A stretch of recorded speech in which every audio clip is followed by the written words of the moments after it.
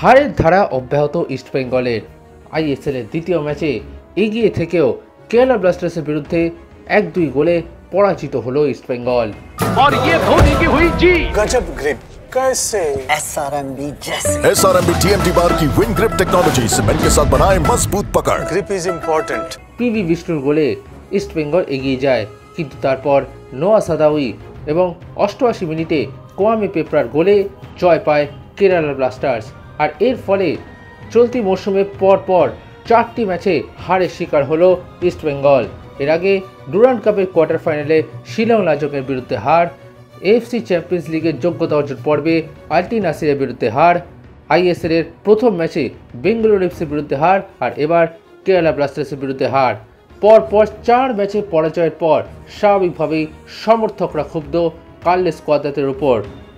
ইস্টবেঙ্গল কর্তা থেকে শুরু করে লগ্নিকারী সংস্থাও যে কোচের খেলার ওপর খুশি নয় সেটা স্পষ্ট। এই পরিস্থিতিতে কেরালা ব্লাস্টার্সের বিরুদ্ধে হারের পর কাকে দায়ী করছেন East Bengal head coach Carles Cuadrat, চলুন শুনে নিই। কেরালা ব্লাস্টার্স ম্যাচের পর ইস্টবেঙ্গল এফসি কোচ বলছেন দলের বোঝাপড়া এখনও নিখুঁত হয়নি, ফলে এমনটাই হচ্ছে। কিন্তু কোয়াদ্রাত আশাবাদী লিগ যত এগোবে তত দলের ফুটবলারদের মধ্যে বোঝাপড়া আরও ভালো হবে এবং দল ততটাই উন্নতি করবে। যদিও এই রেজাল্ট কার্লেস কোয়াদ্রাতকে একেবারেই বিস্মিত করেনি। ম্যাচের পর সাংবাদিক বৈঠকে এসে কার্লেস কোয়াদ্রাত বলেছেন, এবারের আইএসএলে প্রায় রোজই এরকম হচ্ছে, বেশিরভাগ ম্যাচেই 85 মিনিটের পরে ফয়সালা হচ্ছে। আজ সেটাও আমাদের ক্ষেত্রে হলো আর আমাদের বিরুদ্ধেও গেল। দ্বিতীয় গোল করার সুযোগটাই তৈরি করতে পারিনি আমরা। এই ম্যাচে আমরা বুঝে নিলাম কোন জায়গায় আমাদের ভুল হচ্ছে।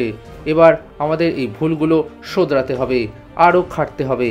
যদিও ইস্টবেঙ্গল কোচ মনে করছেন এই ম্যাচে তার দল অনেকটাই ভালো খেলেছে, তবে যে ফুটবলটা ইস্টবেঙ্গল প্রথমার্ধে খেলেছে সেটা পুরো ম্যাচ জুড়ে বজায় রাখলে ইতিবাচক রেজাল্ট আসতো, কিন্তু সেটা তারা পারেনি, সেটা মানছেন কোয়াদ্রাত। এই নিয়ে ইস্টবেঙ্গল কোচ বলেছেন, এখনও আমাদের অনেক পরিশ্রম করতে হবে। ফুটবলে মুহূর্তের মধ্যে খেলা ঘুরে যেতে পারে, আমাদের ক্ষেত্রে আজ সেটাই হয়েছে। যে সুবিধা আমরা অর্জন করেছিলাম এই ম্যাচে তা ধরে রাখতে পারিনি। আমরা যে আজ কোনো সময় ভালো ফুটবল খেলিনি তা নয়, কিন্তু তা ধরে রাখা প্রয়োজন ছিল। আমাদের এই ভালো ফুটবলটা ধরে রাখতে হবে, সারা মরশুমে এই পারফরমেন্সটা ধরে রাখতে হবে। দলটা তৈরির পর্যায়ে রয়েছে। আনোয়ার আলী আজ প্রথম ম্যাচ খেললো, হেক্টর ইউসের এটা দ্বিতীয় ম্যাচ, ওদের সময় দিতে হবে। তবে বোঝাপড়ার অভাবটা যে রয়েছে দলে সেটা স্পষ্ট করে দিলেন কোয়াদ্রাত। তিনি বলেছেন, আজ আমরা 6 জন নতুন ফুটবলারকে প্রথম দলে রেখেছিলাম। মরশুমের শুরুতে তাদের মধ্যে যে বোঝাপড়ার সমস্যা হচ্ছে তা বুঝতে পারছি, সময় লাগবে, সেই সময়টা দিতে হবে। তবে এই নিয়ে হাহুতাশ করার কিছু নেই। প্রথম 2 ম্যাচে আমরা পয়েন্টের খুব কাছাকাছি গিয়েও ফিরে এসেছি। কেরালা ব্লাস্টার্স সমতা আনার আগে পর্যন্ত আমার ছেলেরা আজ খারাপ খেলেনি, কিন্তু ওরা গোল করার পরে যে চাপটা বাড়ায় তা সামলাতে পারেনি আমাদের ফুটবলাররা। প্রতিপক্ষ হিসেবে আমাদের আরও শক্তিশালী হয়ে উঠতে হবে। আমাদের ছেলেদের সেই গুণ ও মানসিকতা দুটোই আছে। মরশুম যত এগোবে ওরা তত উন্নতি করবে বলেই আমার বিশ্বাস। এদিকে গোলের কাছে গিয়েও বারবার যেভাবে গোলের সুযোগ হাতছাড়া করেছে ইস্টবেঙ্গল তা নিয়ে হতাশ কার্লেস কোয়াদ্রাত। তিনি বলেছেন, গোলের সামনে গিয়ে খেই হারিয়ে যাওয়ার সমস্যা নিয়ে অনেক কাজ করেছি আমরা। এই সমস্যা আমাদের গত ম্যাচেও হয়েছে। আসলে এই সমস্যা মেটাতে গেলে ফুটবলারদের সঠিক মুহূর্তে সঠিক সিদ্ধান্ত নিতে হয়, যেটা আমাদের ছেলেরা সব সময় পারছে না। এই ব্যাপারটা ওদের আরও ভালোভাবে বোঝাতে হবে। আসলে তরুণ ফুটবলাররা গোলের সামনে গিয়ে এতটা উত্তেজিত হয়ে পড়ে যে মাঝে মাঝে ফুটবলের বেসিক মনে থাকে না তাদের। এটা আমি ভারতে কোচ হিসেবে এসে দীর্ঘ সময় লক্ষ্য করেছি। তবে এটা আমারই কাজ, ওদের আরও বোঝাতে ও শেখাতে হবে। এরপর আগামী 27 সেপ্টেম্বর ইস্টবেঙ্গল ঘরের মাঠে মুখোমুখি হবে মানোনো মার্কেজের এফসি গোয়ার বিরুদ্ধে।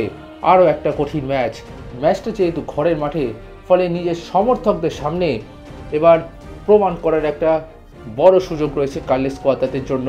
কিন্তু প্রশ্ন হলো যে ফুটবলটা ইস্টবেঙ্গল খেলছে তাতে জয়ের রাস্তায় কি ফেরা সম্ভব, সেই নিয়ে প্রশ্ন এখনও উঠেই চলেছে।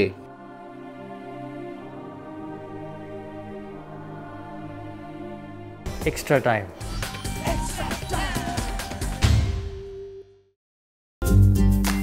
লেটেস্ট নিউজ আর এক্সক্লুসিভ ভিডিওর সঙ্গে আপডেট থাকতে এখনই সাবস্ক্রাইব করুন আমাদের ইউটিউব চ্যানেল। বেল আইকনে ক্লিক করতে ভুলবেন না যেন।